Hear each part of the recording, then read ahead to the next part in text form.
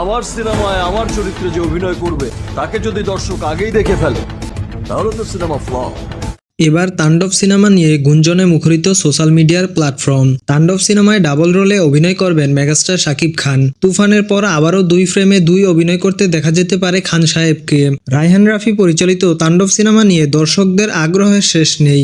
সিনেমায় কে হবে নায়িকা, কে হবে ভিলেন আর আইটেম গানে কে পারফরমেন্স করবে এসব নিয়েই চলছে জল্পনা কল্পনা। তবে এবার গুঞ্জনের সবশেষে জানা গেছে তাণ্ডব সিনেমা 2টি ভিন্ন চরিত্রের অভিনয় করবেন শাকিব খান। শাকিব খানের 2টি চরিত্রই থাকবে নেগেটিভ। একজন অভিনয় করবে গ্যাংস্টারের ভূমিকায়, আরেকজন করবে ভয়ঙ্কর রূপী ভিলেনের চরিত্রে।